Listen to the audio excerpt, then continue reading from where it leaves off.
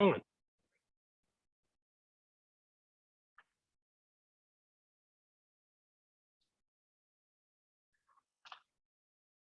So the next reading assignment just got posted. You have the weekend to do it. It's an older paper, but it may be the most complete representation I still know that deals with this question. So I will be looking for more up-to-date things, but this issue of the 4 questions. So we're still going to read it. It's a good paper. It's a really cool system.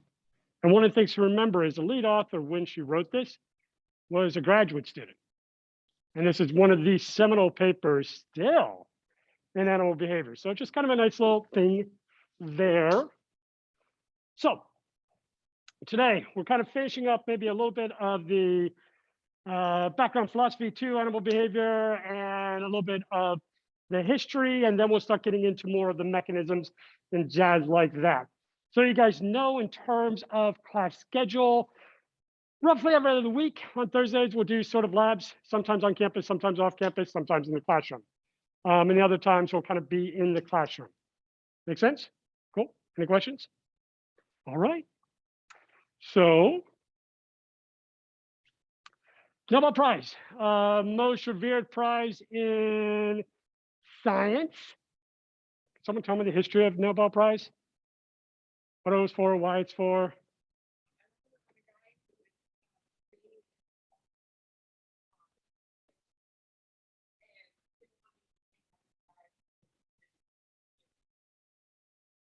Keep going, because you're doing beautifully. This is awesome, Hannah. No, yeah. There's a number of these individuals. So this is back in the 1800s. This guy invented TNT. TNT, obviously, dynamite, has great benefits, but he also recognized the real problems that it could develop. And a lot of what we saw within that stupid war of World War I was a large measure for this type of technology. And he was very embarrassed by it. You know, provided a lot of good, also provided a tremendous amount of harm. So he created this award for it. One of the things to know about the Nobels is, even though we think of it as the highest honor, it really only reflects a few disciplines. And most disciplines really are not found within there. So as an example, there's the Peace Prize, there's the Literature Prize, there's physics, chemistry, economics, as well as physiology and medicine. What there are not, as an example, is biology, writ large. And there's only been one time in which a group of what you would just call field biologists actually won the Nobel. And it was these 3 guys: Carl von Frisch, Konrad Lorenz, and Nico Tinbergen. And they won the Nobel Prize for the development of the field of animal behavior.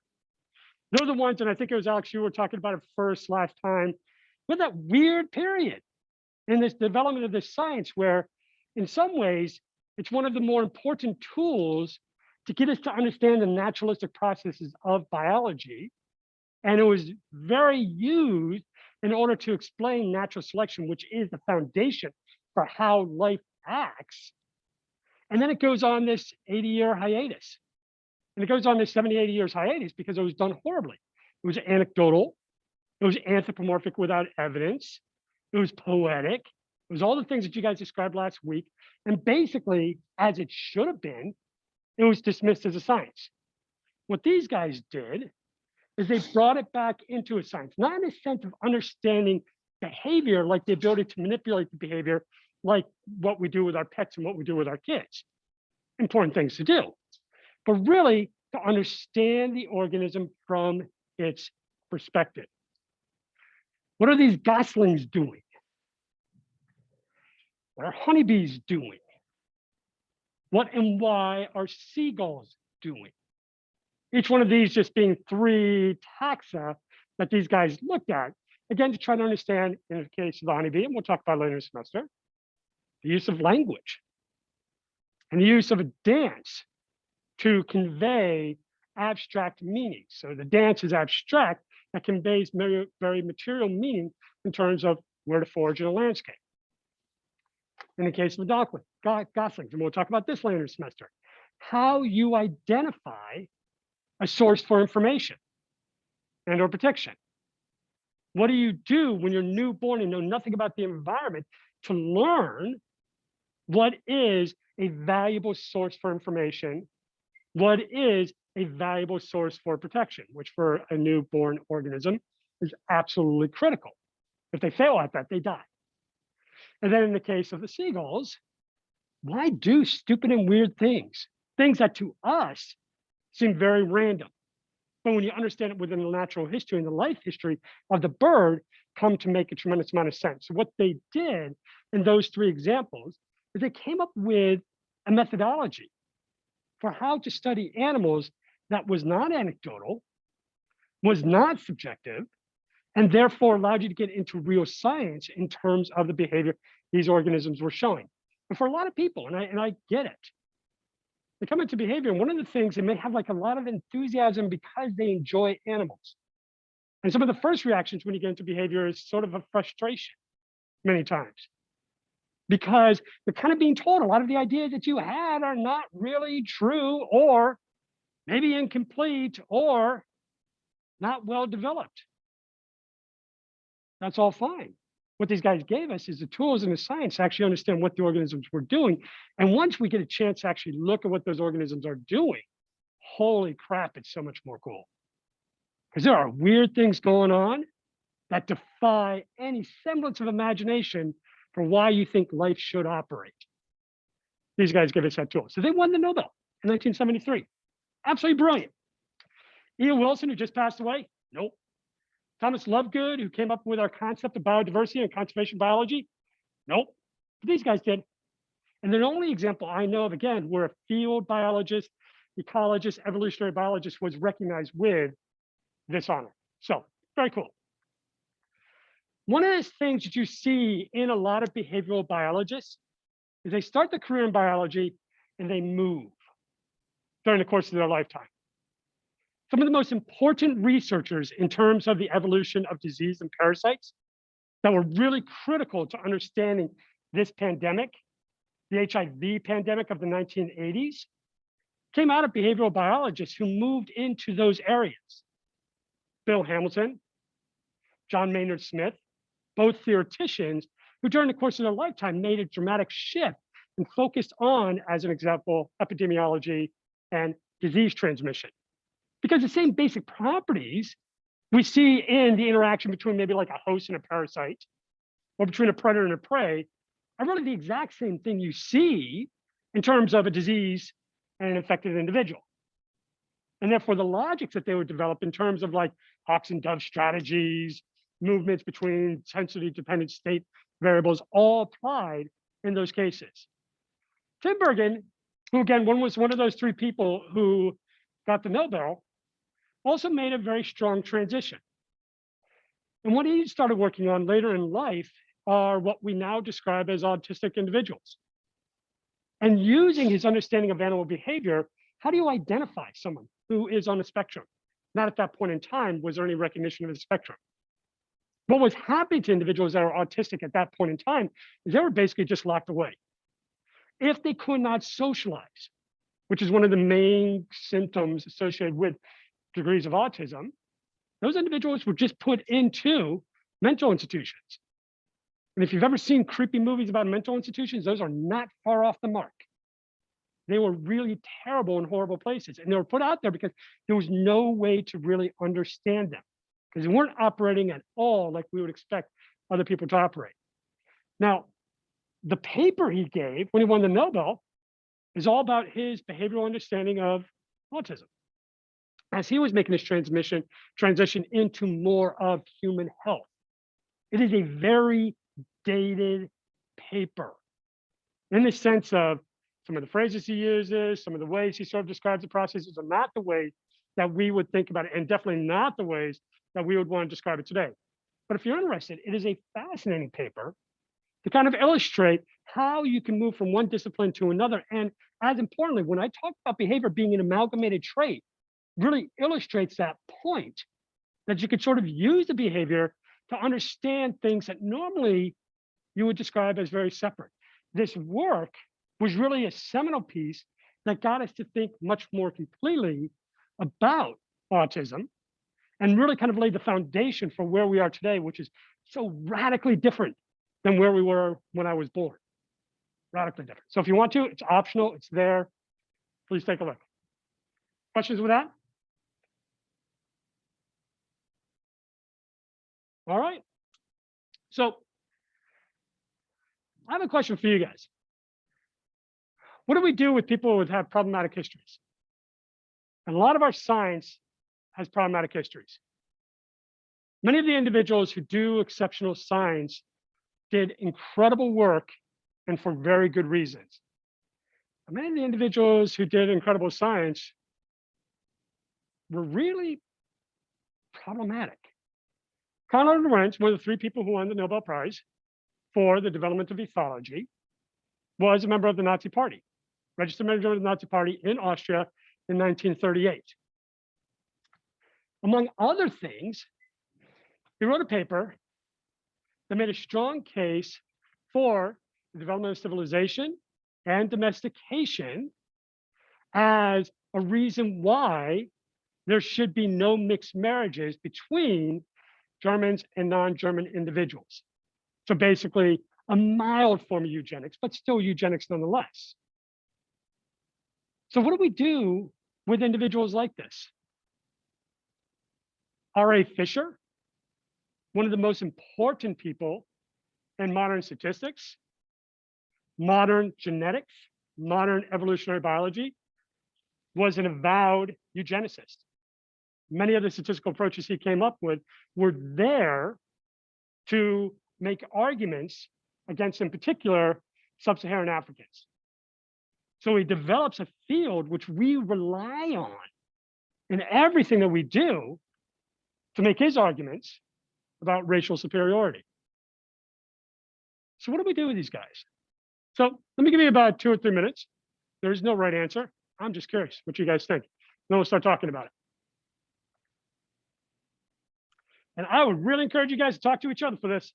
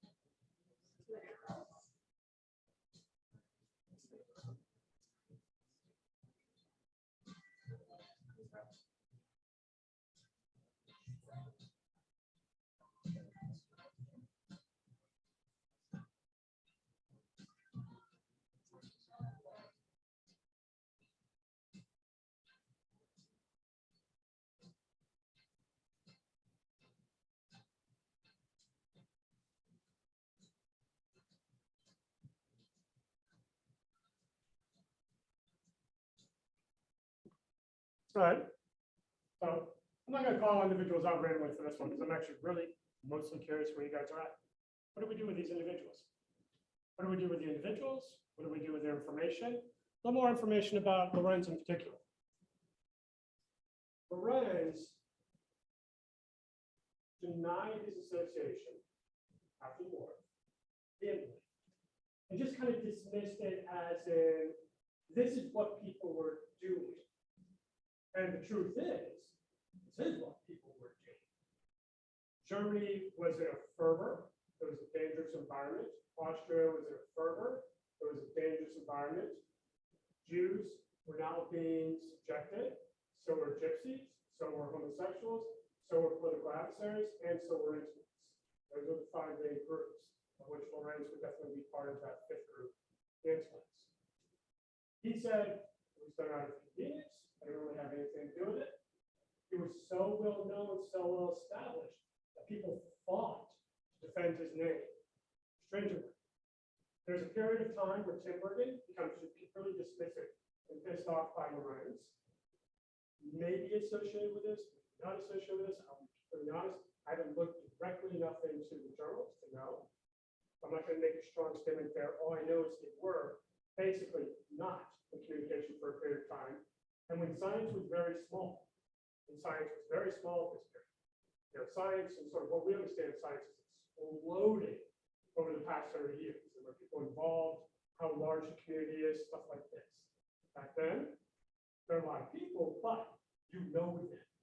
And there's not really a ton of subdisciplines. You go to a biology meeting, you've got the whole bloody thing. How many of you guys have ever gone to a conference?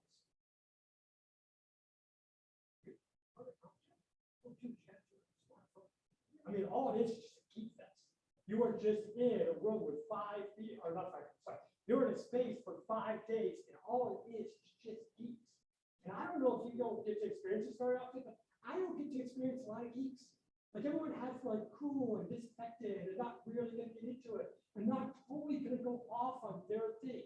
Maybe it's like, maybe it's fish. I don't know. Maybe it's all your process. But if it's your thing, that is just an incredibly liberating space where you just get to enjoy it. How many of you ever try to tell your family about your love for the work you do? And your family kind of glazes over. My family's never read anything. My wife claims no one has. Nothing I've ever produced does this family know. One thing they do know is there's a species named after me. They know that. It's like a really cool stained glass frame representing a plastic, which is so cool. So cool, I'm not bringing it to campus. That would stay cool. Gunnel's Eye. Yeah, yeah. That was one of my 50th birthday, and an old student just wrote me to say there's any species in my honor, not knowing that it was my 50th birthday. 50th is like, wait a big one, you are downward slope. You know, there's slide down. It's kind of cool. It's a slide, but the end is sort of, you got to go there anyways. But yeah, it was on that morning, named species Gunnel's Eye, parasitoid from Indonesia. Yep. So we'll go capture one day. There's only one specimen known as a plant. That's a specimen that was used to identify the species. Cool. But it's a geek space. So if you get a chance to come, it really is a lovely thing. Even our research day, or our STEM undergraduate research symposium, has the same thing. Mine is the STEM undergraduate research symposium is better. Why? Because it's free beer, free wine, free food. Research day doesn't have all this. It just has poster competitions. So back then, all these people knew each other. Very, very tight circle. Tinbergen and Lorenz do start to interact again, they become friends, and eventually Tinbergen defends Lorenz in terms of the concerns for his Nazi associations. He was defended widely and strongly to try to disconnect him from his past. So at that period of time, in the 50s, 60s, 70s, there's a lot of advocacy to remove him from this association. The reality is, he registered as a Nazi, and he wrote at least this paper that was used to argue against interracial marriages between Germans and non-Germans. That was his discussion. So it's a weird paper because it's really way outside of his field in the sense that he's a behavioral biologist and he's writing about the developments of civilization and domestication, domestication being disconnection general behavior. But his discussion goes into a justification for prohibiting interracial marriage, which is also a weird discussion. We don't go that far off in our discussions today. But again, remember, there are fewer people doing science and there were more liberties taken. Where are we going?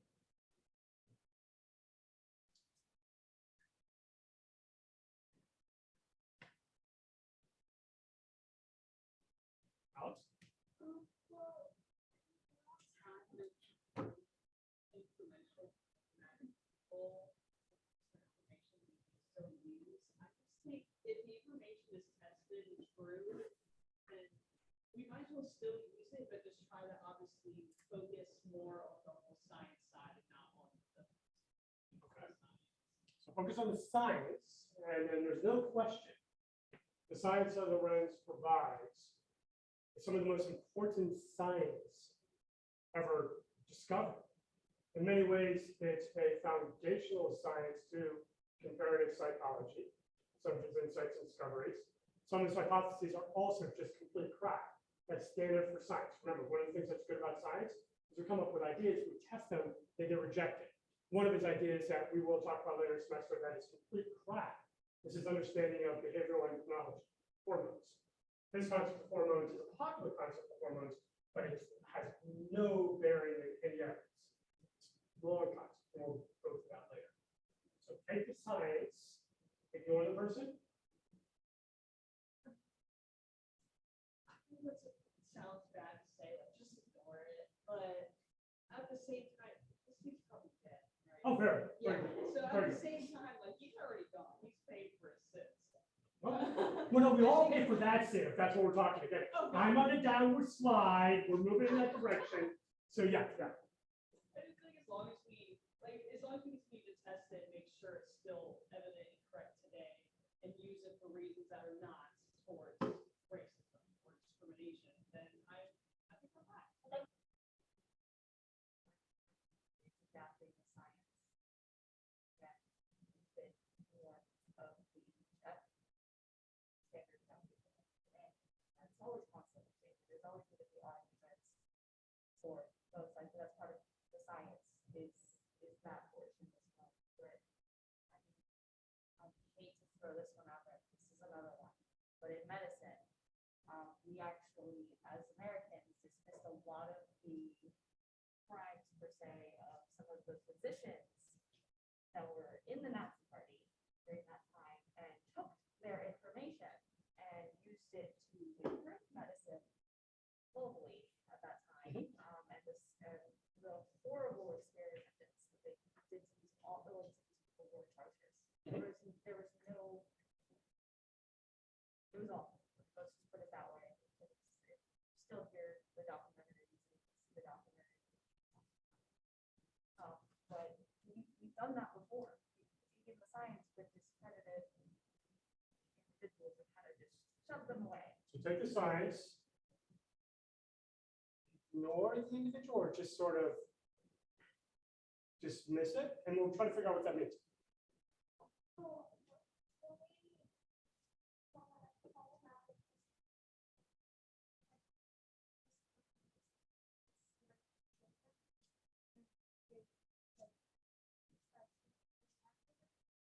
Horrible.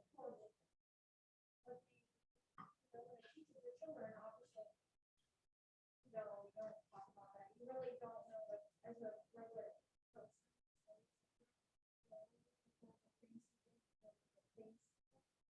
So a lot of times when they're talking about like research historians, we talk about nobody really talks about something. So should we be talking about the negative of the person? Or should we provide sort of a narrative that helps us understand our place in a modern situation only? Because the story of Columbus, I think it's a great story.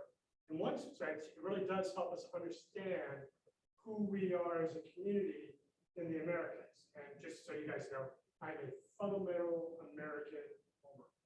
Like, I love everything from Tierra del Fuego up to the Arctic, and I like this hemisphere.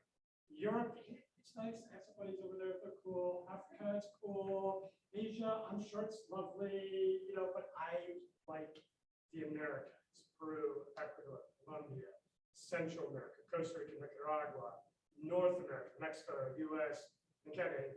Columbus provides a very clean narrative to sort of explain who we are, because we are Americans, and America is a very diverse, sort of globalized population. People came in from all over the place and intermixed with individuals already here. And Columbus gives us a nice, clean story for that. As you said, Columbus is problematic on so many levels. He was considered a rapscallion in his time. He was basically divested of his monopolies he was given because of his poor behavior. He murdered thousands upon thousands, introduced diseases that murdered estimates up to 98% of the indigenous population in the Americas. And that's not Columbus alone. Columbus is now just sort of would be parenthetical for the diseases that came in. Like Ponce de Leon is our best evidence for introducing anthrax into the United States. And that is thought to be one of the main reasons why the vast majority of the US became wilderness prior to individuals like Jamestown and the Pilgrims showing up. So he's personally problematic. Because of what he did, they've been problematic. So what do? Do we use the sanitizer, which helps us really kind of understand a really important quality of what we are? A highly diverse community with people from all different varieties of ancestries here today, or do we also combine it with that other piece where, like maybe in the case of Lorenz, parenthetical, about the idea that you could be a very good scientist, but if you're not careful, you can use it for really shockingly inappropriate ways. Kazana, you were going to say? I was basically gonna say what she said, that, like, more emphasis on the association with what they did.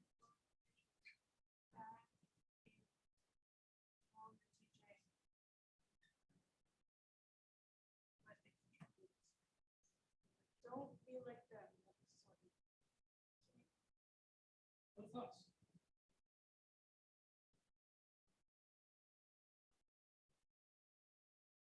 Let's go from one thing. I'm sorry, Audrey, did you have? Yeah, I would say we make, good stuff, the science, but we still acknowledge the bad stuff and learn from that stuff. But, acknowledging that it happens and that person was just learning from that. What, and so let's go through that. So what should we learn? And why should we learn it? Because I also acknowledge sometimes it's annoying. During the course of your lifetime, if your lifetime is anything like mine, you're going to go through different periods of time where there is sort of societal hostility. I think we're in one right now. And other times where everything just seems to be relatively mild and copacetic. And we've been in that in other periods of time. There were two episodes that sort of came through my lifetime.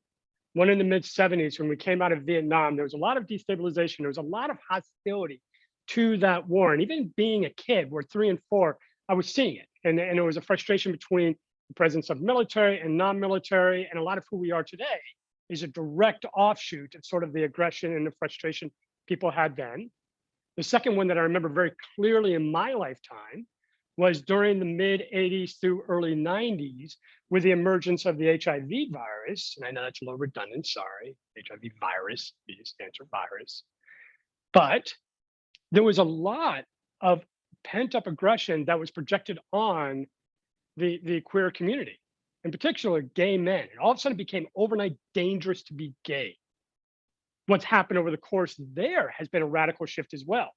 When I was young, the idea was only that a person should be allowed to live, not express, not be themselves, just have the privilege not to be killed. That was the focus at that point in time because there was such hostility. And now we have a situation where people are expressing and people are having families, and it just seems to be very integrated, especially within younger people. There seems to be nothing there. So there are these transitions that go. We seem to be in one right now. How important or why should we spend a little bit of time understanding these individuals?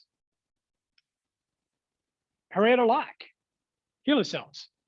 I'm sure you guys have talked about that when you took cell biology. Someone remind me of that story? I guess maybe story is slightly pejorative and not intentional. Okay.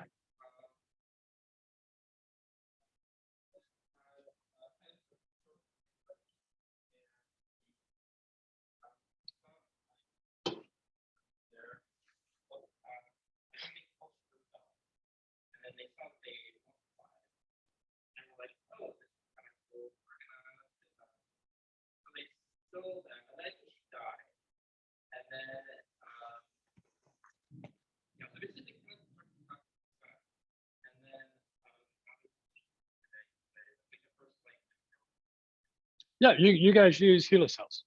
So you are using the cells of a woman who died in the early 50s. And really only until recently did we know the story of the woman and her family.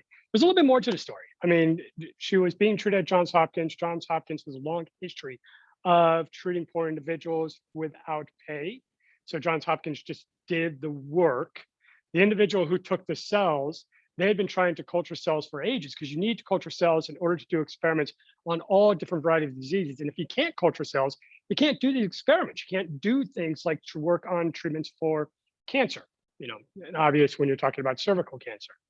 He took the tissue, not intending to do anything with it. It just didn't die, was really the big thing. And without asking, obviously problematic, started giving it away. And that's a big key too. Never took any money for it, just gave it away, started distributing it. It didn't die anywhere. No matter what they did to it, just did not die. It was the first, as you described, immortal cell line. Now, the family, who are the offspring and the grandchildren, the cousins of Harry Lack, have still never really received any justified sort of compensation for this work. And these cells are probably among the most important cells on the planet for the modern medical treatments that we've been able to develop through cellular biology. I mean, it just cannot be overstated. But there's real problems in there. And maybe is there any value of knowing who you're working with when you have that privilege of working with something like a HeLa cell line? Yes, no? Curiosity, why? If there is value, why? Yeah, Alex?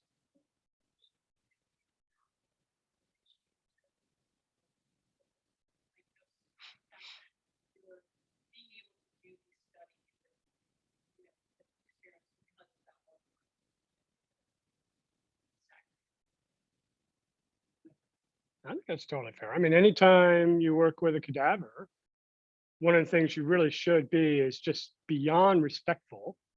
Honestly, anytime you do an animal dissection, let alone a human dissection, you should be beyond respectful just because of the contribution. So maybe for that. Other thoughts?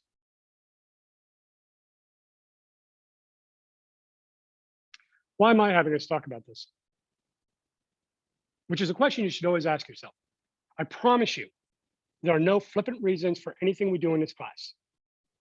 There are no busy assignments. If there's a busy assignment, it means I haven't explained it well enough to you. It means I've wasted your time and I apologize. There are no flippant exercises. If it's understood why we're doing it, it means that I've wasted your time. Tyler.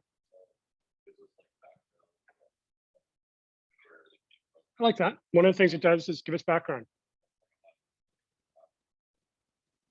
Yep. And these are personal stories. The science we sometimes want to disconnect from the person, but really you can't. As you all know, if you've done any research, it's always biased just because it's what you like, if nothing else. Your enthusiasms, your interests, your desires lead to the type of work that you do. You try to be objective in terms of understanding it. Amelia tells us about the history. What else? For me, there's a bigger reason. Why else might we want to know this? Because I do agree with the history. I've always wanted to teach the history with the science. But why else?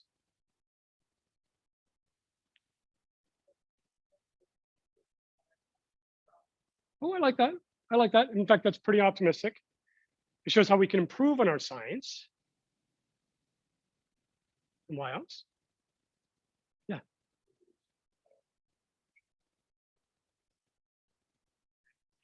I like that as well. There's a lot of ethics. You cannot ignore ethics if you do science.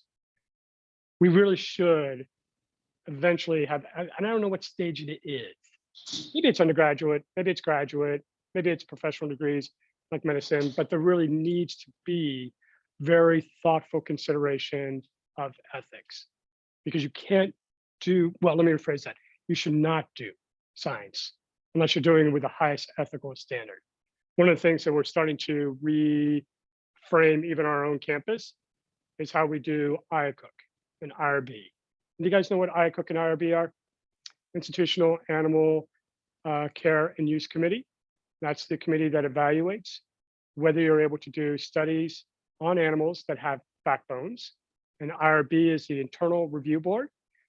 That is the group that evaluates whether you're allowed to do research on humans, and I'm talking anything. So if you're doing non-invasive observational research where you never interact with the animal, you still do an ICOOK. If you're doing a survey of students and student perception on their experiences, you still do an IRB. If you're doing an experiment where you're actively lying to the participants and manipulating through those lies, you still do an IRB. And if you're doing a destructive experiment on animals with vertebrates, you still do an IACUC. Historically, there have been two reasons for doing those, and that is the quality of the science and the appropriateness of the statistical methods to evaluate it. One of the things we started paying attention to maybe 2-3 years ago was the fact that really this ultimately first has to start from the ethics. Is it appropriate to do this study?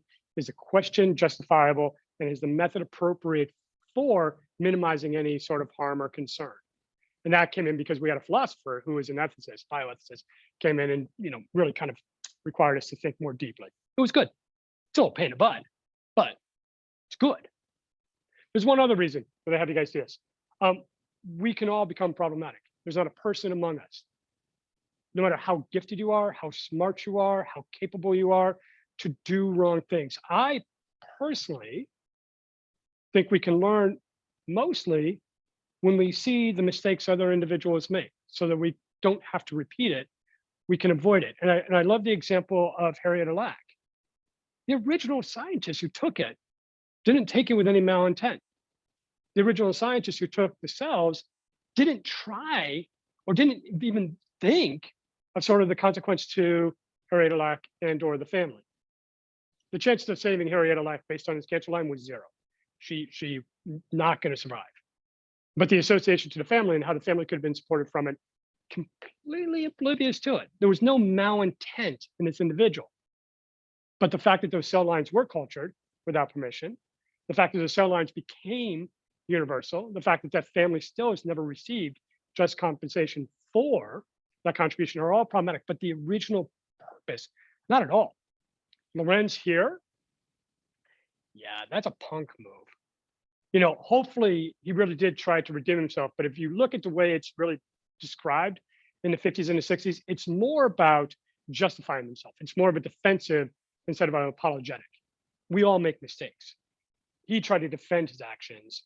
And then individuals like Fisher, the eugenicist I described earlier, who's also probably the most important person in genetics and in statistics and modern evolutionary biology, never apologized to anything. Went to his grave, believing in his thoughts, especially about sub-Saharan Africans and sort of why we need the science in order to make sure that we had different states. So we're all capable of doing wrong, which is probably why I do it. And then it's what we do with those actions, which is important. Questions with this? Last thoughts with this? Cool. Why don't we take a break? It's a little bit early, but that's kind of a buzzkill. So let's take a break. Come on back in 5 minutes and we'll continue from there.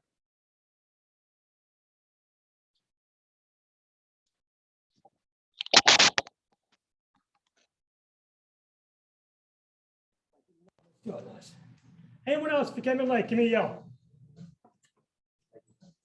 Absolutely.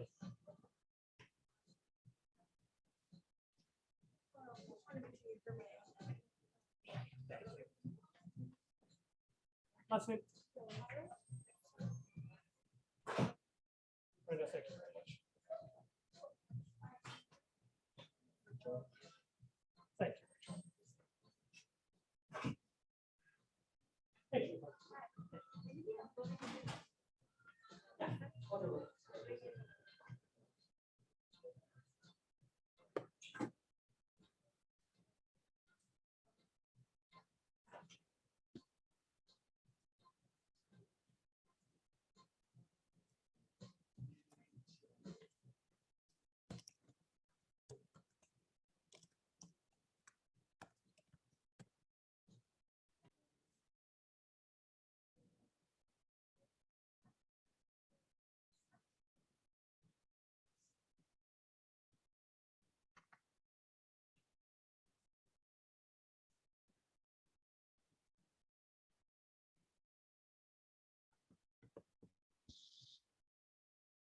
All right, let's get going. So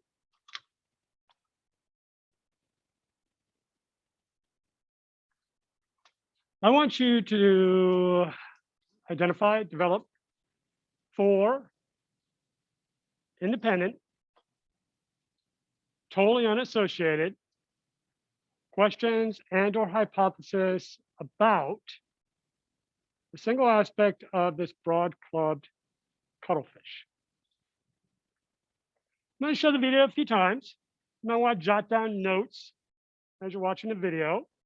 And again, I want 4 mutually exclusive, independent hypotheses / questions about this cuttlefish.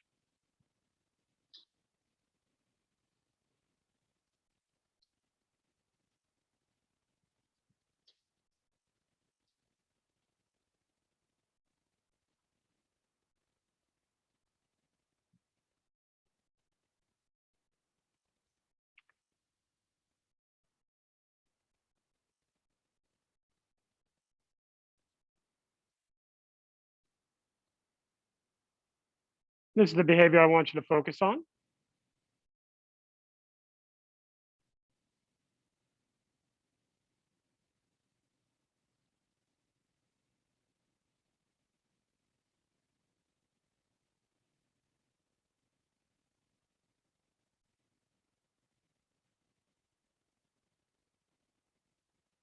Watch it a few more times. Again, I would encourage you to jot down notes. I want 4 independent questions or hypotheses.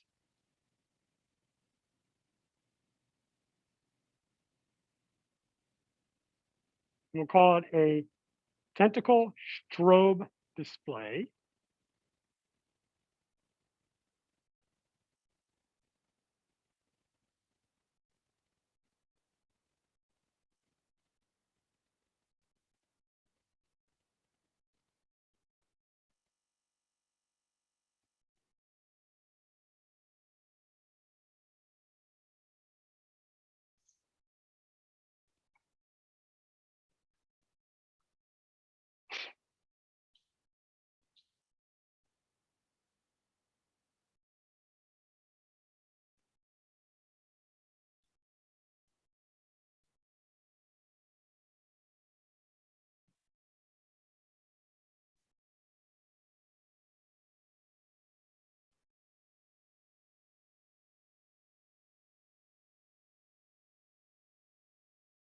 Feel free to talk, feel free to share questions.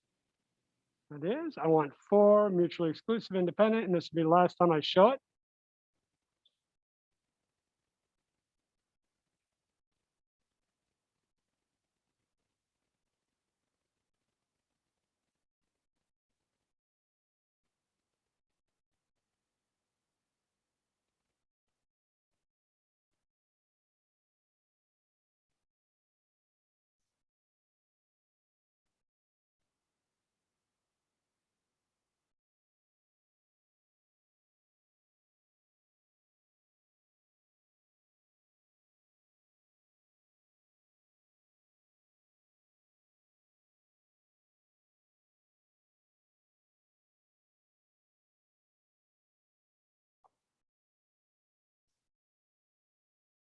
All right. I'll give you a yell, let's say, I don't know, 3, 4 minutes.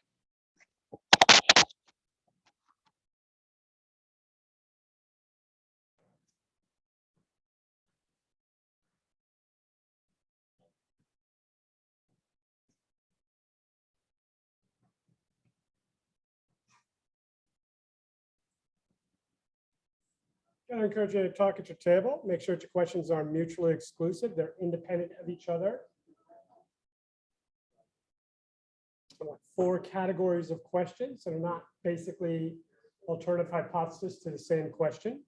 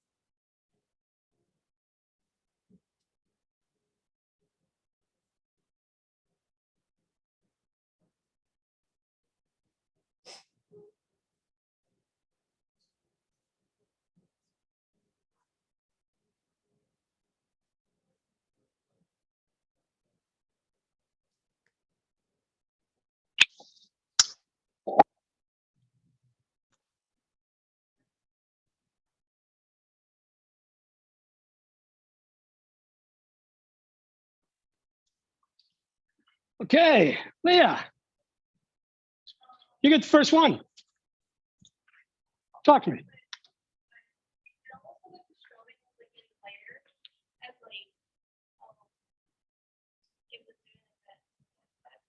It's wicked cool, isn't it? I mean, there's waves of dark to light coloration going from roughly the mouth out to the extremities of the tentacles. The tentacles are flared out to the side. Wicked cool. Give me a question or hypothesis about that behavior.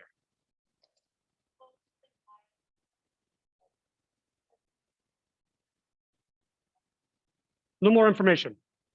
So what are you predicting, or what is the question there? What do we mean by why? And you got a table. Like everyone at the table was fair game to you. So look at that.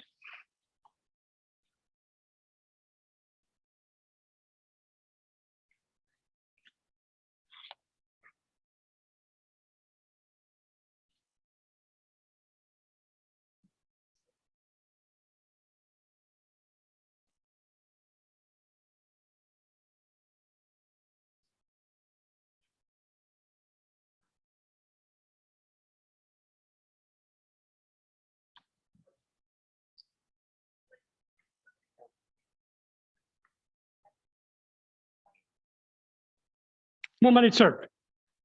That's what I'm looking for. So I'm looking for that direct object in. What's the it? Oh, okay. So maybe why is he using forging? No, we're talking. I got you. I got you. Or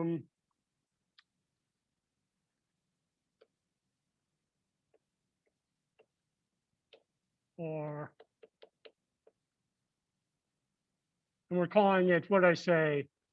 Tentacle strobe behavior, TSB.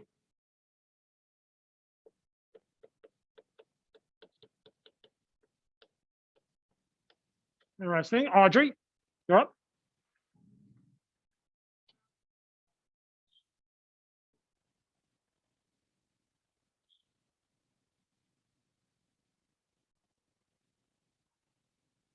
Why what?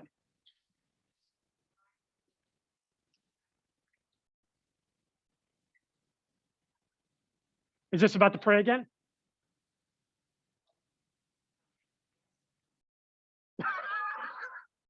That was awesome, by the way.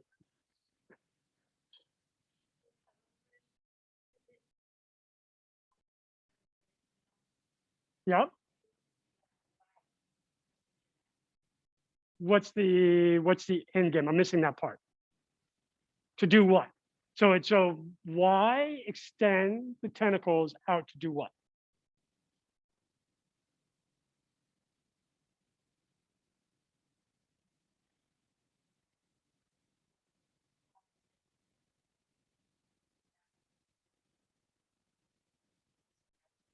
Okay.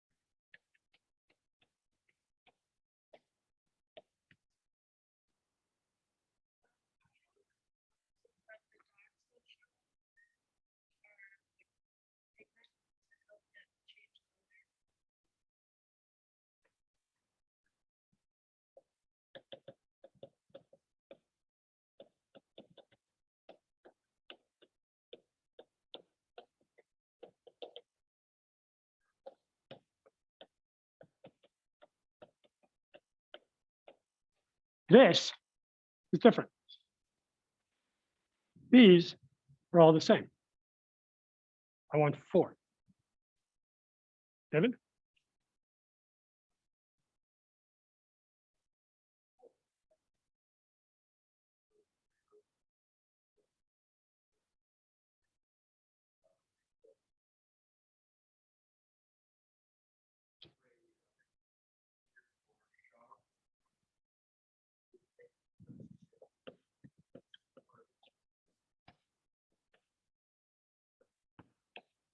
There's a few things that I love about this exercise. 1, it's hard as hell. 2, it teaches me so much about you. I learned so much about sort of your interests, your biases in this exercise. It's awesome. And you guys are telling me a lot, and I love it. These are great. These are all the same basic hypotheses. They're different iterations of those hypotheses.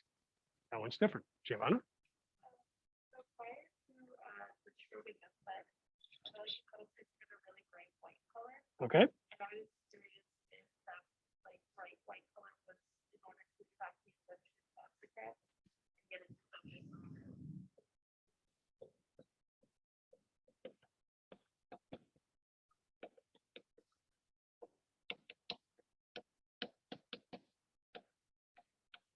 I'm also learning about your favorite person in science, which is awesome.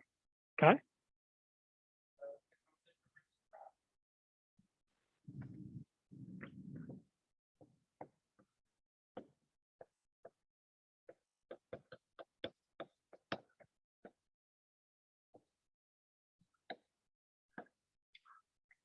Love it.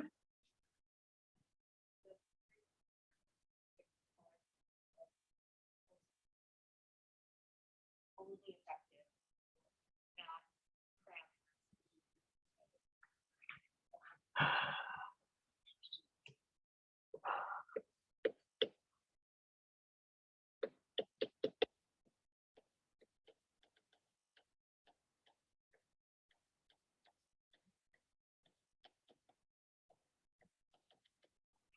Love it. Going for Why does the public stop camouflaging and the scarf is still?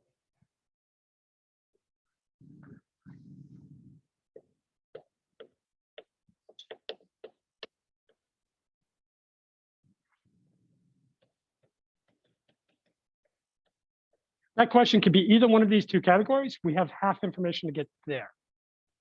Does anyone know what you guys are telling me? Like, who is your favorite researcher? I've learned that. Yeah, you like predator prey. Yeah, you all geek off on predator prey. And who is your favorite biologist? By a country mile. There's no question in my mind based on what you guys are telling me. You guys have a favorite biologist. Who is it? What are you all obsessed with?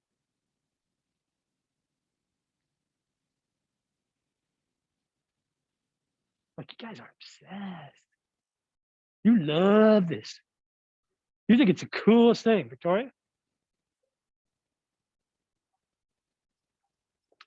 No, not Skinner. Not Skinner. I like Skinner. Well, actually, I don't like Skinner. Skinner kind of creeps me out. When I was in college, Skinner's granddaughter was at the university with me. She was also a biology student. And she used to just stand in the threshold of my room. And I'd be studying much where you are. And she would stand there, just kind of look. And I would invite her in, and she would be not say anything, just, and then she would leave. And yeah, I know maybe that's not fair on me, but it kind of gave me the heebie-jeebies. I didn't know what to do with it. So yeah, I've always had a little block on Skinner. What do you guys love? Well, let's go through some names. Do you love Morgan and Skinner based on this? No. Do you like Crick and Watson based on this? No. Do you like Chuck, as in Charles Darwin based on this? Yeah. Yeah. These are all adapted. All these questions are different hypotheses for the adaptation. Why does the animal do it? How does it affect its fitness? How is it affecting its ability to capture the prey? Those are questions of adaptations. They're really good questions. Every one of those hypotheses are interesting hypotheses.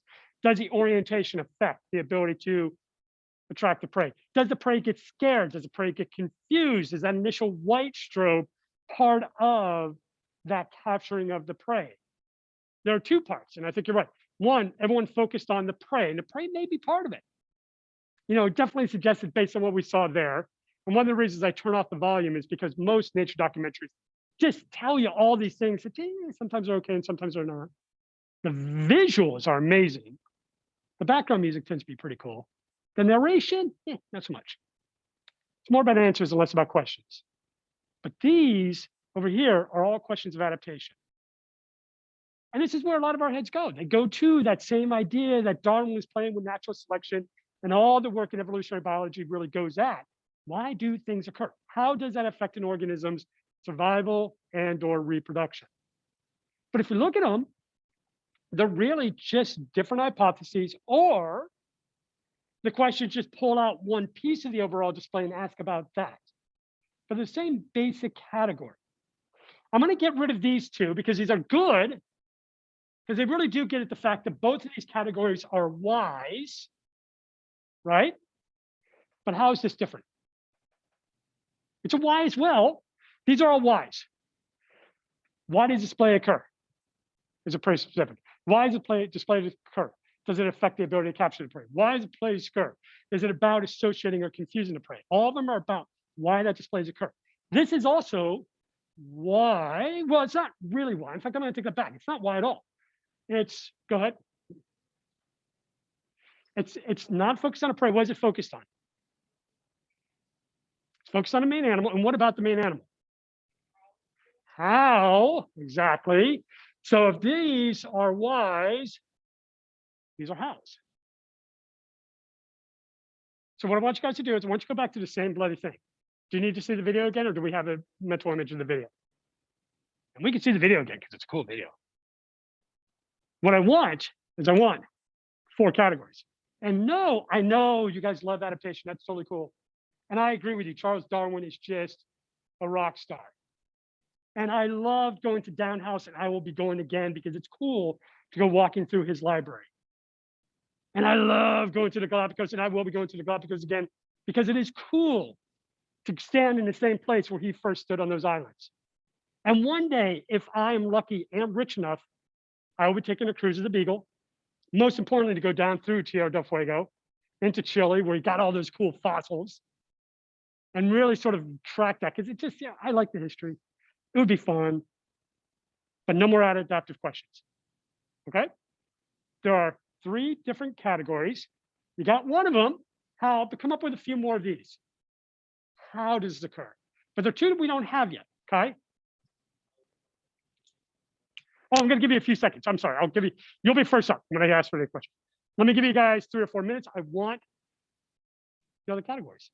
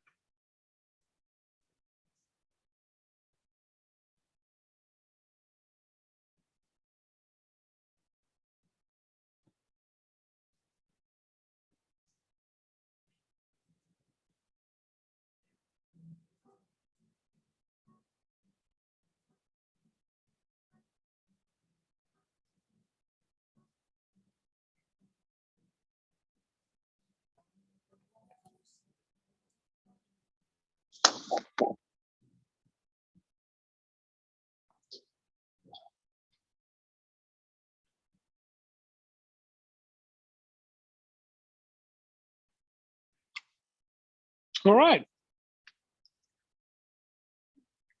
You've done incredible with adaptation. You got that down. A very valid suite of questions are, why does something occur in terms of affecting an animal's reproduction and or survival? Obviously, reproduction is far more important in terms of fitness, but you have to survive to reproduce, and therefore survival is also important. The prey consumption, based on this video, makes perfect sense for why there's a lot of focus on that. These are great. And you looked at a lot of different elements of it. That's fantastic, but that's one category of questions.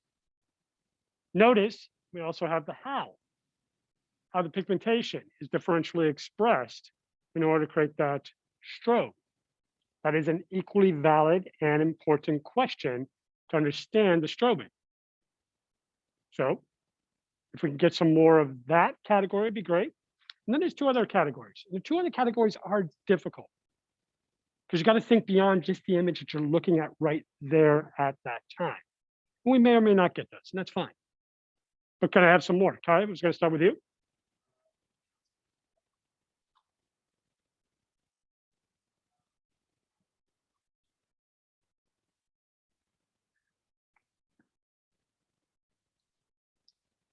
That has enough information where that actually could be both of these.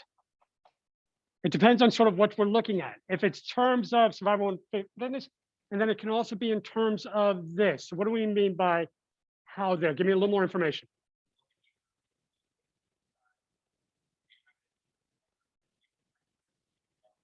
All right, so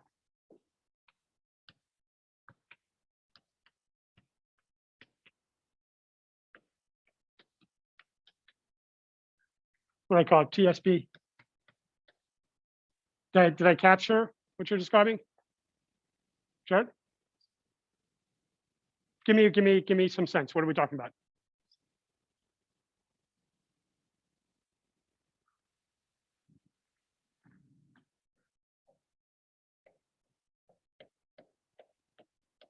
Why did I put it over here? Because it's ultimately going to affect survival and reproduction. It's a great question. It's an important question, but it's still part of that category. Yeah. Oh, that's interesting. I like it, but we're only asking about the cuttlefish here. Yeah, so that's a nice, I like that little curveball you tossed in there. Yeah, so let's keep it on the cuttlefish.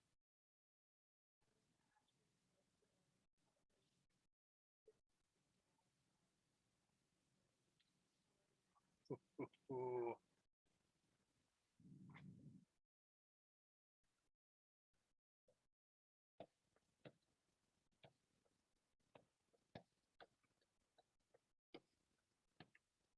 I don't think there's any chance in Hades you're going to start getting in that direction.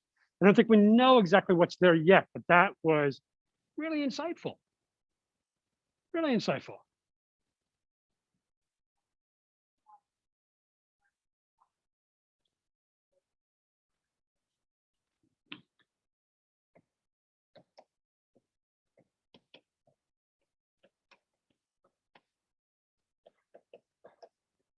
I'm putting it here. It could be something else, but we need a little bit more information. But I like that. I need a little more information.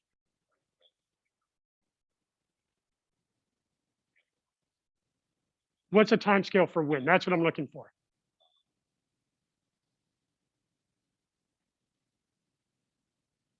Like, do you mean during the course of the cuttlefish's lifetime, or do you mean over the evolutionary history of it? Oh.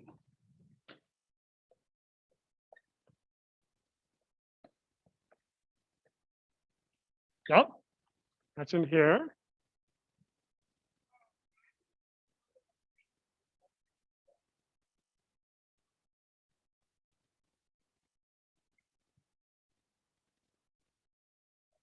I'm trying to figure out where I would put that.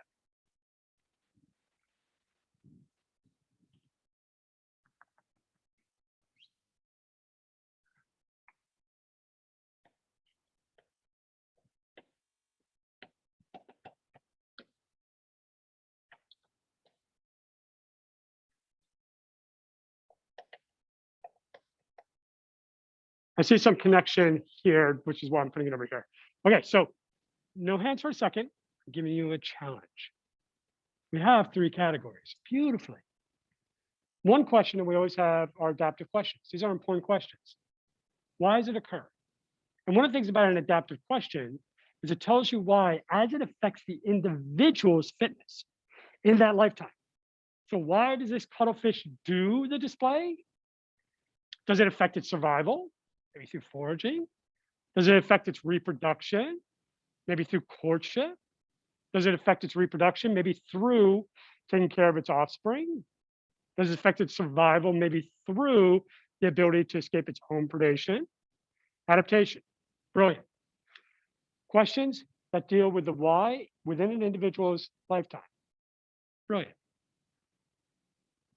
Evolutionary history. When did the display evolve?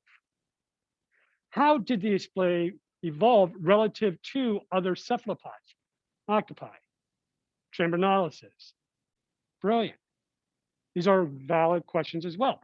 And notice that they are really fundamentally different. If you understand this, that doesn't give you this. If you understand this, that doesn't give you this. They may have some degree of association that can be tested out, but you really need to know both. You want to know both. You want to understand strobing display, you need to know the adaptive function. You want to understand strobing display, you need to know evolutionary history. Then we have this, sort of a mechanism. And we kind of focus on pigmentation, but you can kind of see that this would also probably include the genetics, the neurology, the morphology, definitely, differential pigmentation, absolutely, muscularization, no question about it, because we want to know all of those in order to understand that cuttlefish display. And if we understand this, that could absolutely inform our understanding of the adaptation of the evolutionary history. But we need to know this independently. We need to know how, just like we need to know why. It's one more category that we haven't had yet. And I'll give you a hint. Tyler talked about when, and I kept going back to Tyler, give me a time scale. Tyler gave me a time scale of evolutionary history. In fact, said it directly.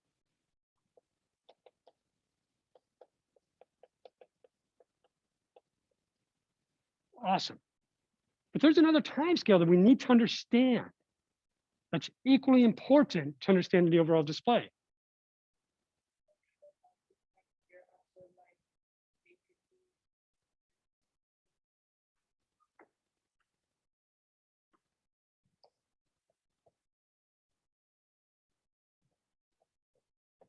Yeah, development. How does this display develop during the course of the animal's lifetime? Would we guess that they're able to do this when they're first born? Possibly. Is it also something that might be learned over time? Possibly. That's a whole category of questions as well. You know, and I'll put sort of slash learning.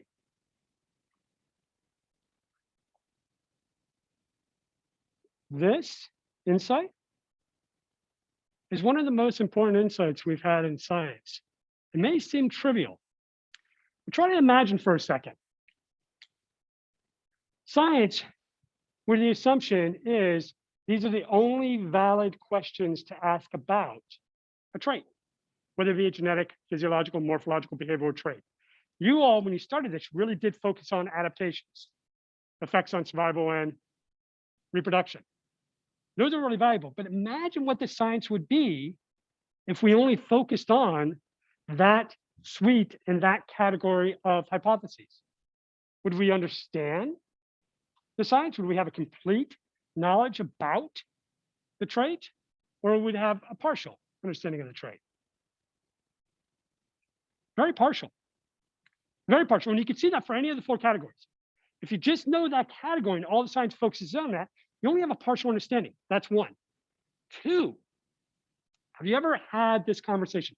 And maybe you have not, but you're talking with some buddies, you see a display, you're talking about biology, because it's what we all do on a Friday night, right? We get a few drinks, We start chatting up biology. Maybe there was a new paper we read, maybe about hippos and knowing neighbor versus non-neighbor calls and whether they defecate or not. And you're having this sort of argument about sort of why it occurs. And one of you is talking about the fact that it establishes social order, effects on survival and fitness. And the other one is talking about the fact that it is releasing a signal in the neurology, which influences whether the animal then signals afterwards, i.e. the mechanisms. And you guys get an impasse about who's right. Anyone have these conversations? No. Oh, come on. Again, go to a conference. It's just 1,000 geeks like you. It's a beautiful and glorious thing. Or go to a place where you have no internet. Almost instantaneously, that's what happens. People devolve into arguments over it's this, it's that, it's this, it's that. And the reason is there's no way of figuring out the answer. Now, normally they're pretty trivial, like who was that actor in that movie? Which is not terribly substantive, but you can also get into science. If one person argues that those hippos are displaying in order to maintain social order, are they right if the other individual argues those hippos are defecating as a response to the signal they're receiving and changes in neurology? Are one of those correct and the other one wrong? Now, so much of science for so long has been arguments over different areas of answers, with the assumption that an adaptive answer is either correct or wrong, and a mechanistic answer is either correct or wrong. The reality is in science, there tends to be multiple truths to any one phenomena, not because there isn't reasons for it, but because the adaptive answer, as an example, is true. Why do they strobe? Maybe it is to confuse a prey. Why do they strobe? Maybe because it increases the likelihood that they captured prey. That is true. Why do they strobe? Maybe it's because of differential pigmentation and changes within the musculature of pigmentation cells that allow for that display to happen. That is also true. Those are both true statements. In fact, in the case of this cuttlefish, those are both driving hypotheses. The strobing confuses the prey, and the ability to localize the expression of pigmentation along cellular surfaces of the epidermis within the cuttlefish are both accurate answers for that display. There is no one truth. In fact, at a minimum, there's at least four. Because it is also true that there's an evolutionary history to the display.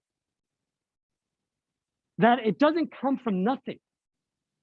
That you can see sort of the adaptations one after another through the phylogenetic tree that give you an explanation for how display can be seen today. And I love the example of the octopus, followed up with Tyler's statement about the evolutionary history, because octopi are able to differentially display their pigmentation to change, sometimes for mating displays, sometimes for cryptosis. And you can see how it's not that big of a transition to now have a more active differential expression in terms of what the cuttlefish are doing. That is also a true statement. We didn't actually fully develop it out, but this is also true. There's development in these traits. There's development in morphology. There's development in physiology. Why do we not have a vaccine? Do we have anyone with really young kids in the class? Okay, anytime you're pissed off about the pandemic and it's annoying you, you hate the mask, or you love the mask, you can't understand why anyone's wearing it, or you hate the vaccine, or you love the vaccine and you're annoyed at people who either take it or don't take it.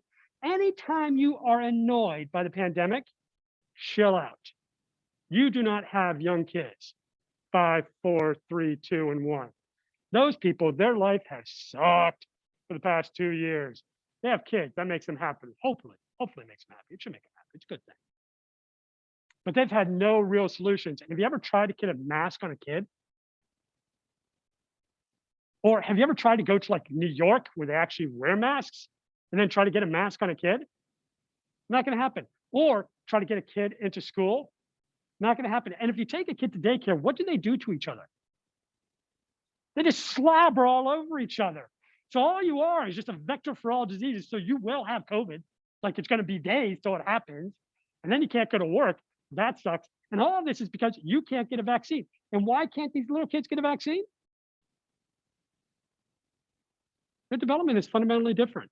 And it has to be a lot more rigorous tests in order to make sure that one, there's a strong efficacy, it actually works, and two, it doesn't cause any downstream issues. It's been a much, much slower process. So anytime we're annoyed, just go to a playground and look at the mother and fathers of those little kids and look at their bug eyes. And at that, you should feel a little bit of catharsis and empathy. A little bit of catharsis because it could be so much worse for you, and empathy because it really does suck so much more for someone else. Make sense? The development is just as important. So these are the 4 questions.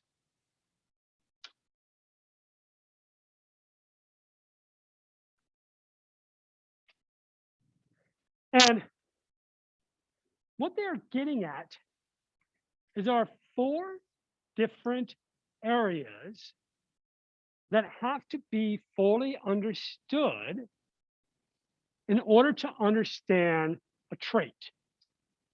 Now, these 4 questions were developed in animal behavior, but they apply to any trait.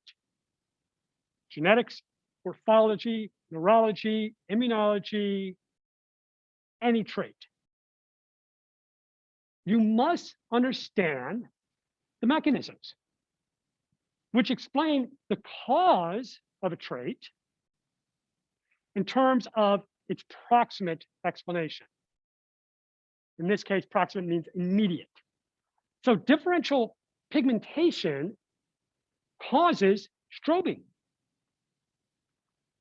And it's an immediate causation in the cuttlefish. So the mechanistic explanation must be understood if you want to understand the trait. In addition, you also have to have the understanding of the causation in terms of its ultimate explanation, where ultimate means survival and reproduction. Both of those explanations, the adaptive and the mechanistic explanation, tell you why it occurs. Sometimes we describe proximate as how, and that is valid, that is fine. But what genes are involved? How is the neurology organized? In this case, how are these pigmentation cells structured? How do they operate? What is the musculature associated with that operation? All to create this strobing effect. You need to understand that. Those are all mechanistic explanations to the behavior. You also need to understand all the issues you guys were talking about in terms of the adaptation. In the video, we focused on the prey because that's what the video shows us. But the strobing is more rich than just the prey. All of that is an ultimate explanation of how does it affect survival, how does it affect reproduction. Those both need to be understood. In addition, we need to know where it comes from. If mechanism adaptation are talking about causation, development and evolutionary history are talking about origin. Where does the display come from? Where does the trait come from? When we first think about it, and I thought it was really insightful again for the evolutionary history in the octopi, we think about where it comes from over time. A lot of times you may. I do, so maybe that's just my bias. How does something occur over multiple generations? But my bias is also evolutionary biology. So it's not surprising that my bias is also evolutionary history. But this is an important question in order to understand how we get to something that is so complicated as we see with this strobing display. What's its relationship to other species? Where do we start to see any differential pigmentation? Where do we start to use different types of signaling for prey capture? How do we see that? Has it evolved once, twice, multiple times? It's sort of a stepwise series of traits that come together in an overall expression. That's all the evolutionary history. An area, and we'll talk about this later in the semester, that is so underdeveloped, pun intended, in animal behavior is development. Evo Devo has exploded. Developmental genetics exploded, as it should. It's kick ass, it's awesome. Especially differential gene expression and how that is modifying into traits. It's amazing, really cool stuff. But behavioral development is incredibly important. And what we've done for the most part, really until kind of recently, is only focused on adults. But for something as complicated as that strobing display, you're likely going to see changes during the course of the individual's lifetime, again, proximate, that leads to an ultimate expression of that display. It's not just going to be something that emerges. Bird songs just don't happen. The strobing display likely just doesn't happen. Maybe there's social learning. Maybe there's trial and error. Maybe there's changes in the morphology of the animal during the course of its lifetime that allows for the expression of that behavior. Maybe there's changes in the musculature, the pigment cells that allow for that overall display. In order to understand, and this was the epiphany, and I understand today, maybe it's almost kind of like, well, duh, but this was an epiphany. That in order to understand a trait, and Tinbergen talked about behavior because that's what Tinbergen studied. But in order to understand a trait, you've got to deal with all this.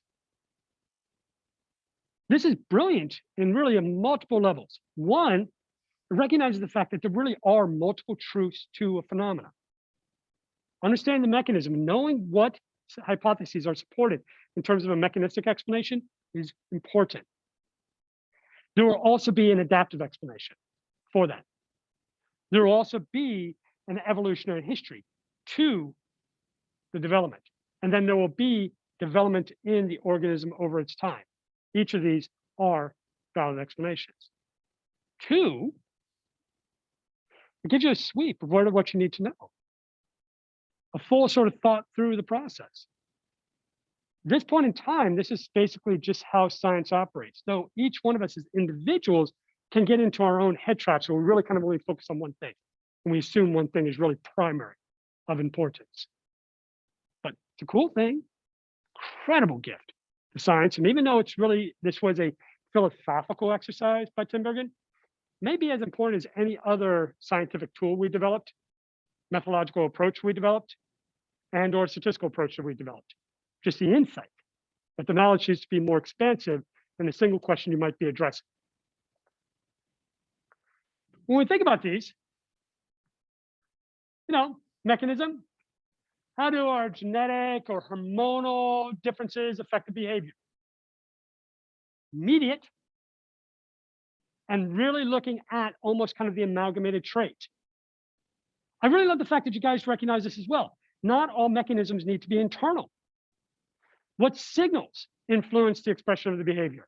And one of the things you guys recognize in the case of the cuttlefish, it is likely responding to that environment, maybe the background coloration of that environment.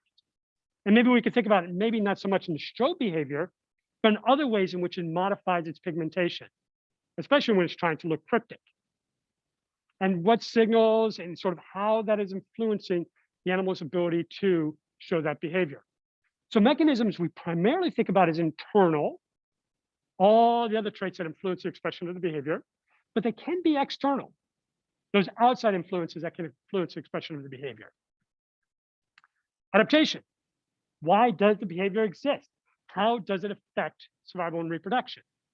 In this case, how does it affect the prey? Brilliant. I love the idea that we would also eventually want to look at the prey, and we do want to look at the prey. But then that just gets in a whole another suite of 4 different questions and 4 different ways in which you want to look at that part. You can kind of see how all of a sudden questions become limitless, and you sort of go through all of these, and you really want to develop and flesh them out. The development. How does age or development affect the expression of the behavior? Things like critical period, we'll be talking about that. Things like different forms of learning, we'll be talking about that. But then it also includes changes in morphological development, changes in gene expression over time, which are developmental issues. And then, of course, what is the phylogenetic history of the behavior? And how is that expressed? Make sense? All right, take one last break today. There's been a lot of talking about blah, blah, blah. Take 5 minutes, come on back at 9:10, 9:11.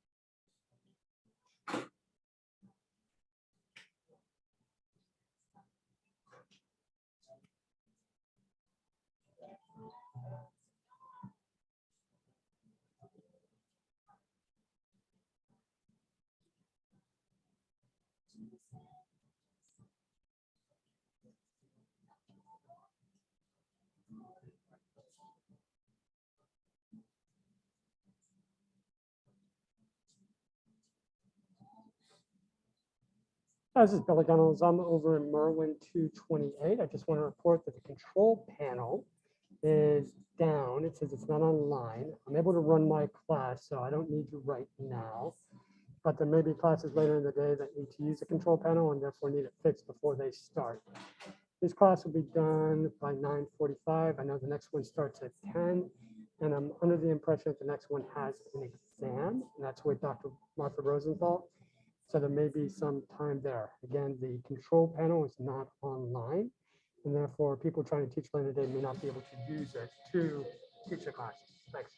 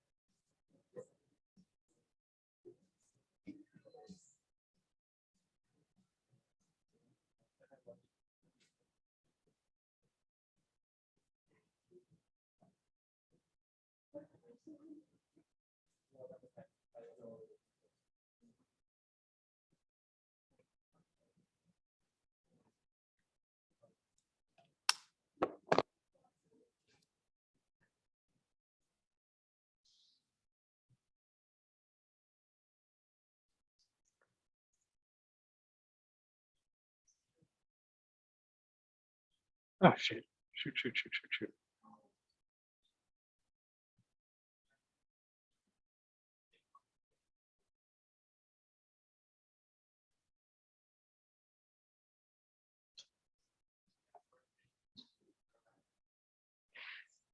All right, let's go and get started again.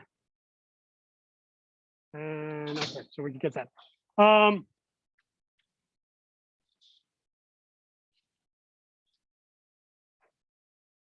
The distinction between proximate explanations to a trait has led to more sophomoric fights than I care to admit.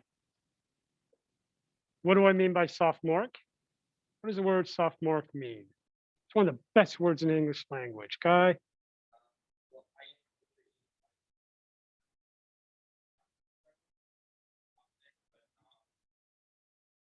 Yeah, it perfectly describes a sophomore.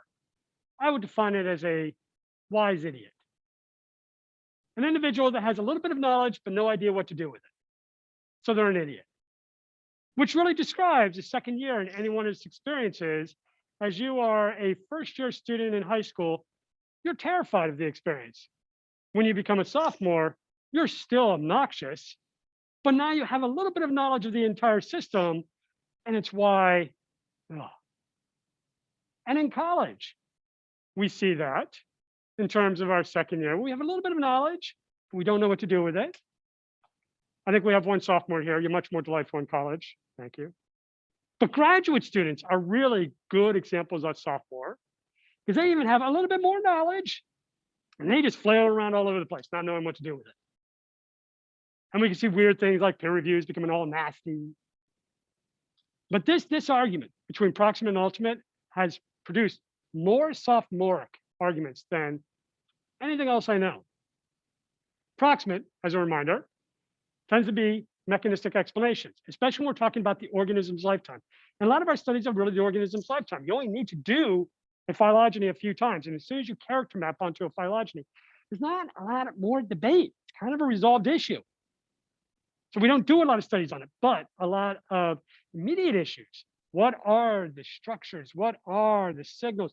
What are the mechanisms that leads to behavior? There's a lot of studies that go into that because it's really complicated. There's a lot of interactions between things, from the genetics to the ultimate expression of the behavior. And then the different types of signals that come in to the organism. So it's rich. And then you guys were noting with just that simple example of the cuttlefish, there's so many different ways of parsing out the adaptation. The orientation, the degree of strobing, how these differences might affect overall survival. How does that prey survive? Does it change relative to one prey or another? They're really rich areas for research and consideration. But the arguments between these two, because they both answer the same thing. And that is why. One answer is why in terms of the mechanism. You can also describe that as how. And the other answer is why in terms of the adaptation. So one of my favorite times of my life was working with these guys, being on Seahorse Key, which is off the coast of Florida, about an hour and a half north of Tampa, and living on an island by myself in a pre-Civil War era lighthouse. And for about 6 months, working on this and working on some paper wasp, and it was awesome. I was also getting married as soon as I got off the island. And literally within 3 days, I got up to Virginia, we got married, which if you are ever going to get married and you are not interested in doing the planning, that is the best way to do it. Go on an abandoned island where you are the only person there without cell phone coverage. Every decision gets made. It's a fantastic thing. You still get everything you want, i.e., I got to have a spouse who is cool, but you don't have to deal with all the other stuff. So really, again, use it. Now, these seahorse crabs have some really incredible behaviors. One of the things you see this big old female. In the seahorse crabs, the females are significantly larger than the males. Second thing you might notice is that there are a lot of males around this one female. If we go back, you'll notice that one male in the background is attached. And you'll see these two males who are not attached, but are approaching that female. In this case, we have one female underneath, and there are a group of males, one that is an amplexus, which means it's attached, and that male could have been attached for weeks. And then you'll have a bunch of other males, what are called satellite males, that are all going around that female. That female is coming onto the beach because she is releasing eggs. And when she releases eggs, the males that are either attached or satellites are releasing sperm. And therefore, they're engaging in reproduction, in this case, external fertilization, where the eggs are released into the sand and the sperm inseminate those eggs. That attached male, I'd like you guys to just sort of respect that guy, because that attached male has not fed through the entire time it's in M plexus. And the reason is the female has got a long spine, and that spine goes directly across the mouth parts of the male. So the male is holding on to the female for this moment in time when she goes onto the beach to release egg. And during that entire time, that male literally has something in front of its face that prevents it from eating. Those satellite males, they just cruise the beach back and forth. Like literally, if we want to be truly high school about it, cruise back and forth. And then when a female approaches, they may or may not approach that female and become satellite males that also release their sperm. Make sense? Horseshoe crabs. They're freaking awesome. I've always been looking for large populations of horseshoe crabs in Southwest Florida. To the best of my knowledge, there are none. There are horseshoe crabs down here.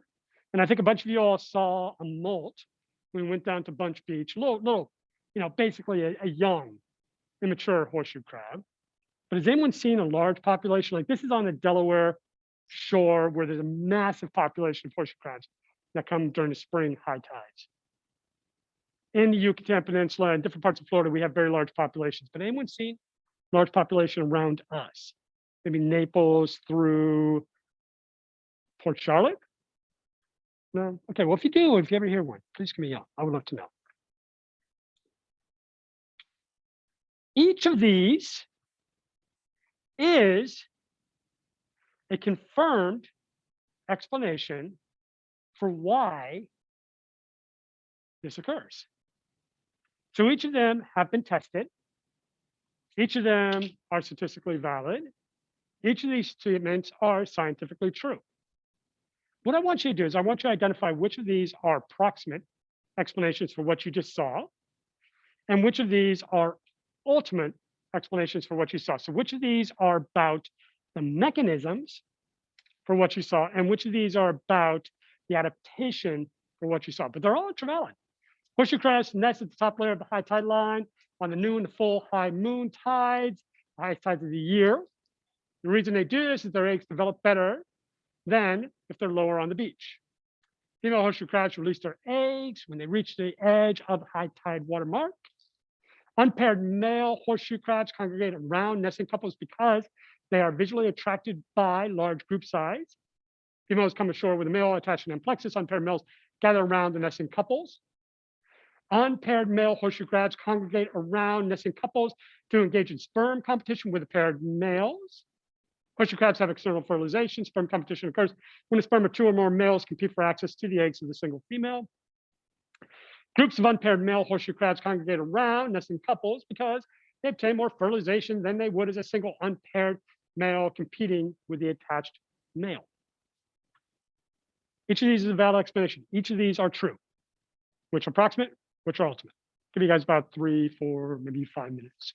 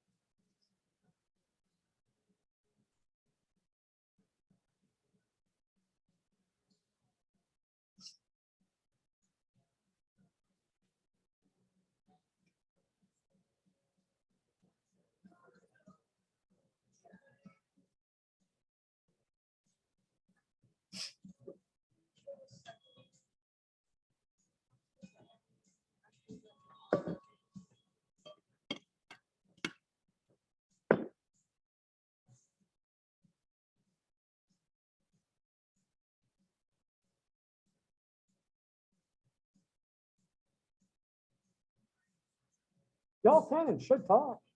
You don't have to, but it's kind of boring if you don't.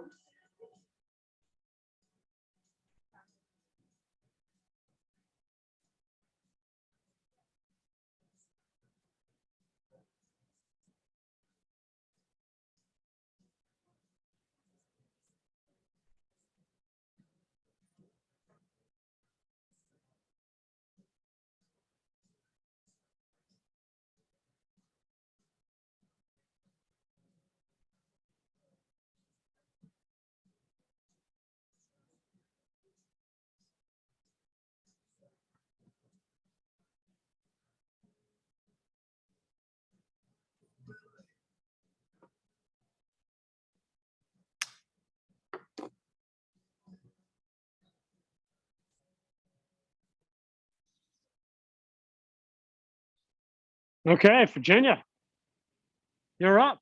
As the first person, you get to pick which one you want and then tell us whether it's a proximate or ultimate explanation to this behavior.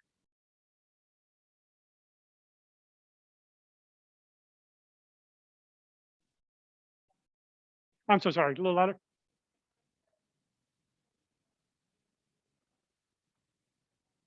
Proximate or ultimate? That is proximate. Absolutely. Notice it's a mechanism. It's responding to a signal. Also notice the signal is external. The mechanisms don't have to be internal. And then most of the time we talk about they will be internal. We'll talk about the genetics. We'll talk about the neurology. We'll talk about the hormones. It will be internal, but it is also external. The animal responds to a mechanism. When it hits a high tide watermark, that's when it lays its eggs. Perfect. Love it. So now, Victoria, pick one. Fourth one down. What do we got? That's an ultimate explanation. Absolutely, because that affects fitness, differential reproduction, and or survival. In this case, it's about the reproduction. The unpaired males congregate around a nesting couple to engage in sperm competition. That is an explanation about the reproduction of the animal and therefore the fitness of the animal. And therefore, it is an ultimate adaptive explanation. Love it. Dalen, you're up.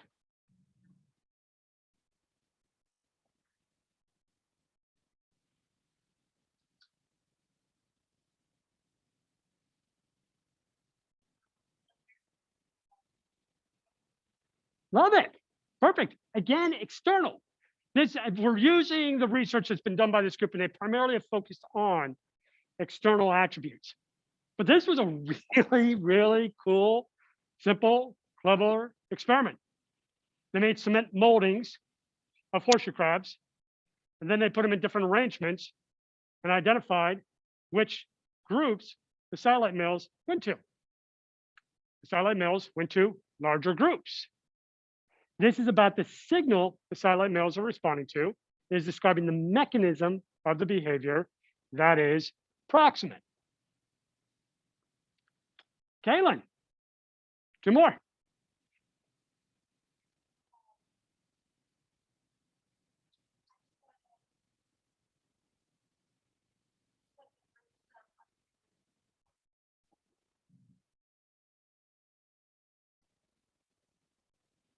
Perfect. This one's also a little bit surprising. The more satellite males around a nesting couple, the higher the percentage the satellite males fertilized eggs, which is surprising because there's more competition. When a satellite male just goes to a single attached male, that single attached male overwhelmingly fertilizes the eggs. When a satellite male, same one, goes to a group of 5 males, 1 attached and 4 satellites, they get a higher degree of fertilization. This is about the reproduction. Therefore, it is about the fitness. Therefore, it is an adaptive ultimate explanation. Excellent. That means, last but not least, Shannon. Yep. First one, they go to the high tide because the eggs develop better than the lower tide, ultimate. Why? Because it is dealing with reproduction.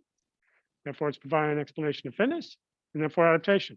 By the way, ladies and gentlemen, you did something no other class has ever done. That was 5 for 5. That was entirely correct. You should be very proud of yourself. Well done. So, last thing for today. I want us to deal with the same issue, but I want us to flip it. What I want you guys to do is come up with one ultimate and one proximate explanation for the 4 following behaviors. Black and white colobus monkeys pass newborn infants to other females belonging to the same troop for care and attention. Please provide an ultimate explanation for that and a proximate explanation for that. Second one, juvenile Florida scrub jays usually remain at the parent's nest and help rear their siblings instead of leaving to try to raise their own offspring. So they stay with the parents and provide alloparental care. Ultimate explanation and approximate explanation. Next one, shortly after hatchling, ducklings follow their parents closely. I want an ultimate explanation for that, and I want an approximate explanation for that. And then last but not least, whales leap out of the water, i.e. breach, when the parasite load associated with epibiotic organisms reaches a critical level. So basically when they have a bunch of junk on their skin. I want an ultimate and I want an approximate. Make sense? Okay. Ultimate is about fitness, adaptation, differential survival and or reproduction. The how or the immediate why something is. So the mechanisms that are influencing the expression of the behavior, whether those be internal or external.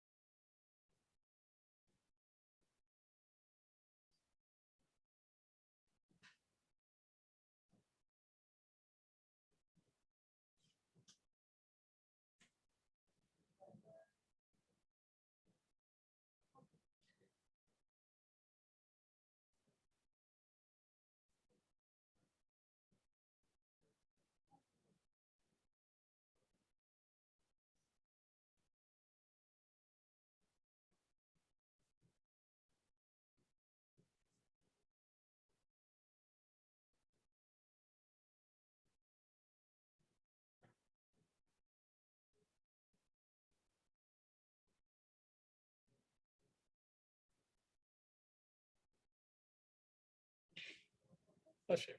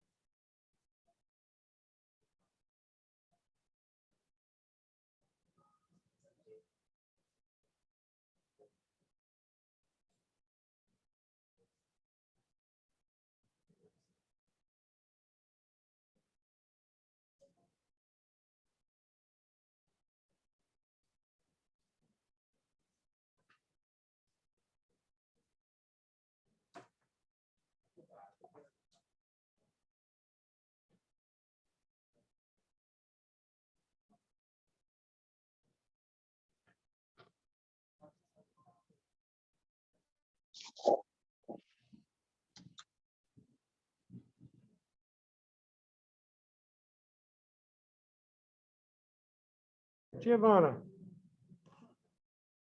Okay. So for organisms, 4 sets of behavior, I need approximate and ultimate explanation for each. You can start us off. Notice, by the way, the second person has to use the same organism with the opposite one. So Giovanna gets privileged to pick any of the 4 organisms she wants, and then pick the ultimate or approximate. The next person has to use the same organism. If Giovanna does ultimate, they have to do approximate. Giovanna does approximate, they have to do ultimate. And just to give you a little bit of heads up of who the next person is, that'd be Rachel. Definitely, it's awesome. And I'm gonna do the alternate reason Love it. that it's going to allow the ducklings to survive and stay. Shortly after hatching, ducklings follow their parents closely for protection from predation. Love it. All right. The proper part is that I think they're imprinted. Ducklings follow the first thing that they see. They're imprinting. Rachel, that was awesome, by the way, because you just got away with giving these approximate. Excellent. So Rachel, you get to pick the organism and whether it's proper or ultimate behavior. Where's that guy? The monkeys? Love it. Give me a little bit more. I'm just not quite hearing you. Sorry.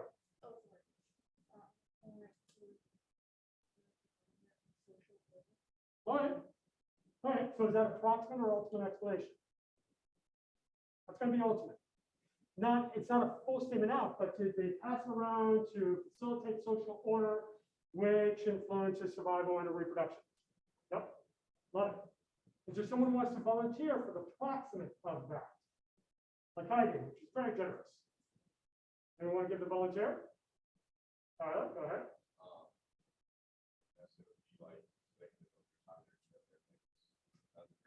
That's still kind of ultimate, isn't it? Because that's going to influence their survival and reproduction.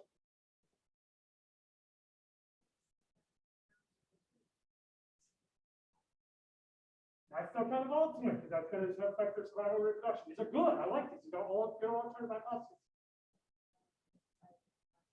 Other females their in response to the female that's handing it over. Fine. And I like the way you sort of limit that. So the females take the offspring when one is just put into their arms. Sort of kind of using the same idea that we had with the horse craft, but it's providing a sort of mechanistic explanation for how this exchange occurs. Make sense? It can also be based on chemoreceptors. The females take offspring that they smell as correct for the troop. That is also a mechanistic explanation, approximate explanation. Good, those are excellent. So now, Miranda, you get first choice of the organism and behavior. Love it.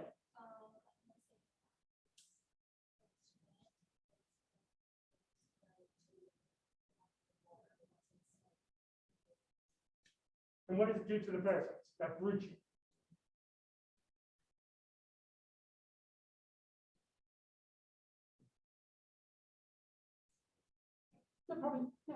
Let's get on to the explanation.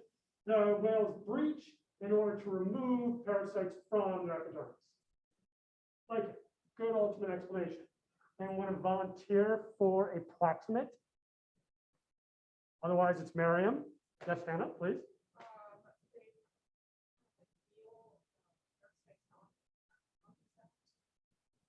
Fine. So there's sensory neurons that can register the number of epibiomes on. When those sensory neurons fire to a particular threshold, they start to breach. Great proximate explanation. Excellent ultimate explanation. Marion, you get the last choice, which is, I love Florida scrub jays. And if you haven't come see Florida scrub jays, oh, please do. And two of the best places to see them in the state of Florida, because they're Florida scrub jays, are in Archbold Biological Station, right in the middle of the state by the Lake Wells area. Or when you go out to NASA, don't go looking at rocket ships. Go around and go see the interesting things, like the Florida scrub jays, which show great behavior, right?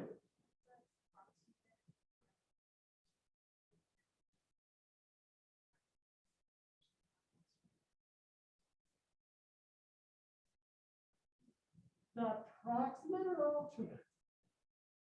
The way I'm hearing it's kind of ultimate.